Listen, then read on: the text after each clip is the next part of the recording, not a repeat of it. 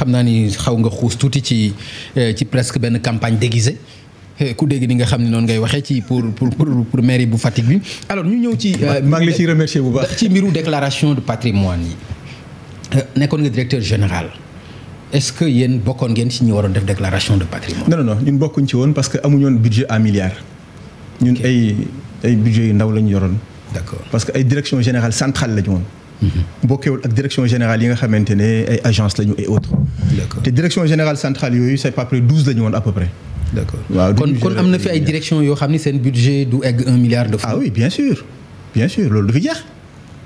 du fi jeex parce que en fait li koy andi c'est très simple boo jëloon direction générale des Sénégalais à l'extérieur mënuloo am sa budget en matière de mission et de frais de mission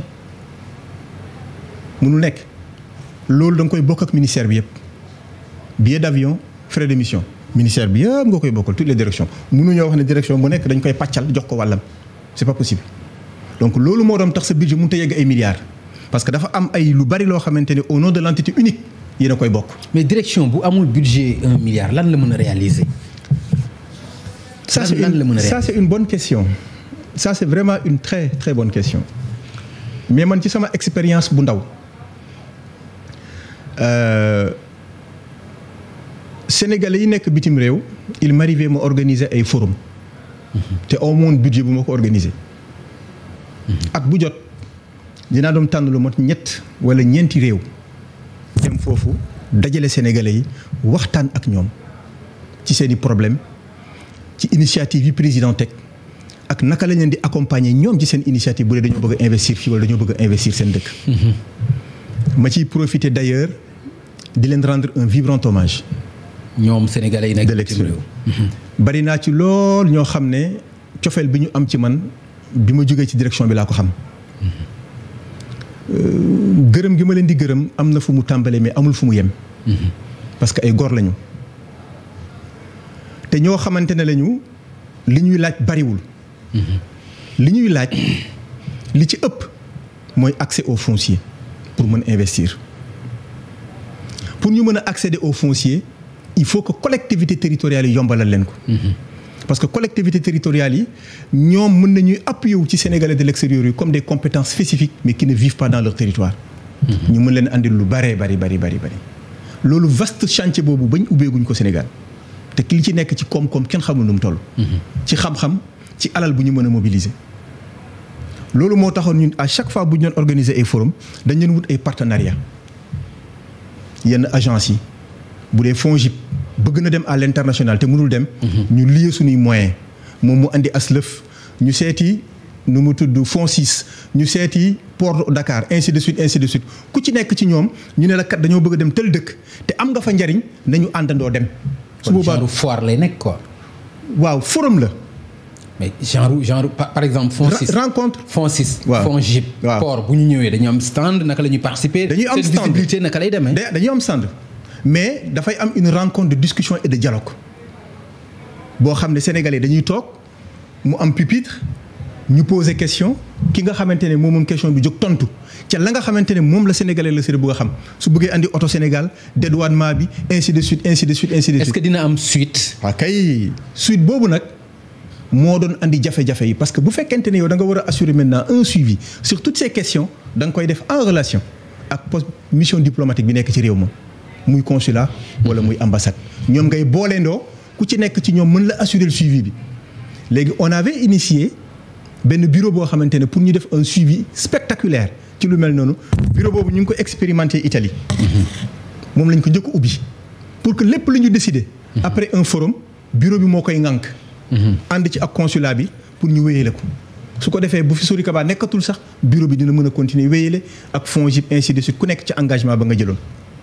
kon nag loolu mooy démarche bi nga xam ne démarche de mutualisation des efforts la. pour que moyens yi nga xamante ne yow amuloo ko doo ko sentir. day oyof ci ku ne. d'accord kon jafe woon na quand même. ci direction bi manque de budget bi pour nga am résultat bu baax. jafe woon na trop. yombuloon d'autant plus que maa njëkk a nekk directeur général. dama jóge FAISE président wóolu ma créer direction générale dénk ma ko. mu doon lu bees nga war ko jox un contenu donc du yomb. mais est-ce que ñàkk a yomb boobu du ni ñu tasee sénégalais de l'extérieur yi la mu am ministère am direction amaat secrétaire général est-ce que du woon loolu. secrétaire d'État secrétaire d'État plutôt est-ce que du loolu moo. non du woon loolu xam nga secrétaire d'État c'est pas comme aux États-Unis c'est pas un secrétariat d'État c'est un secrétaire d'État point auprès du ministre des Affaires étrangères c'est-à-dire que quand le ministre des Affaires étrangères président woo na ko yónni ko New York moom mu am mission bu mu war a dem Allemagne mun na ko demal ma Allemagne. mais est-ce que xamee woon nañ ko noonu itam. noonu la war a demee parfois da doon am ay télescopage bu amoon ay coow. moo tax ma wax la ko moo tax ma ne la du secrétariat d'État secrétaire d'État la secrétariat d'État comme aux États-Unis c'est un ministère avec tout ce que ça suppose mais fii c'est un secrétaire d'État auprès moom lañ créé. ok pour muy dimbali le ministre des Affaires étrangères parce que ministre des Affaires étrangères aussi li muy toog Sénégal bariwul. il est tout le temps entre deux avions. mënuloo di voyage yu bari te doo am ku la wóolu ci beneen liggéey ci feneen. donc secrétaire d'État bi boobaa rôle am la lay doon mais direction générale bi mise en œuvre la. mise en œuvre la c'est différent te dafa bari ay direction yoo xam ñu ngi ci biir ministère bi secrétaire d'État mën na ci appuyer wu du rek uniquement direction générale la war appuyer wu. après ce départ est-ce que forum yooyu am na suite ci direction bi. je ne saurais le dire foofu moom mënu ma cee wax lenn parce que ba ma fa jógee ba tey. maa ngi toppatoo samay partenariat nu may def ba investir à Fatick Sénégal mën cee jariñu balaa ci loolu lay dox vraiment amatuma ci benn info par contre je sais que ñu ngi góorgóorlu ñu ngi jéem yal na leen yàlla dimbali. d'accord ñu nekk ci moment pandémique nag jamono boo xam ni mbas mi sonal na nit ñi Fatick est-ce que aussi dem nga soutenir leen lan nga ci def ci askan boobu nga xam ni ñoom nga wax ni bëgg nga nekk seen maire. distribuer ay gel comme ñëpp. joxe ay appui au niveau des postes de santé ay appui financier participer ci collectif yi nga xamante ne approche sensibilisation yi fay am distribution de masques ak lu mu mënti doon. mais même au-delà de Fatick. ok parce que tey Pape dama jàpp ni au-delà de la chose politique des actions citoyennes daf ñu war. yàlla dafa def ma bokk ci benn groupe boo xam ne. on l'appelle initiative citoyenne. initiative citoyenne boobu am na action yu bari yoo xamante ne tey politique yi sooxee nañ fa ñoom dañuy ñëw en relais. biñ ma invité ba ma dugg ci biir dama ne lii c'est une perspective. parce que fii kenn du la xas kenn du la saaga kenn du la iñaane y a pas un agenda électoral. fii lépp loo fiy def da nga koy def avec un esprit citoyen sain. aujourd'hui par exemple. on est en train de préparer une vaste campagne à l'étendue du territoire national. kon dafa apolitique. une fois que yaa ngi fa da ngay doo am casquette politique. boo fa nekkee doo am casquette politique. ok c'est la citoyenneté. c'est du bénévolat. te bénévolat dafa bokk ci li ñu war a ancrer tey ci jeunes sénégalais.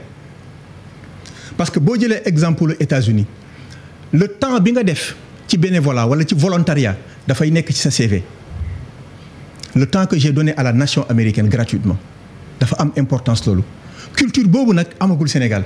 mais jàpp naa ni du fi gaaw a am aussi. war na fi am nag.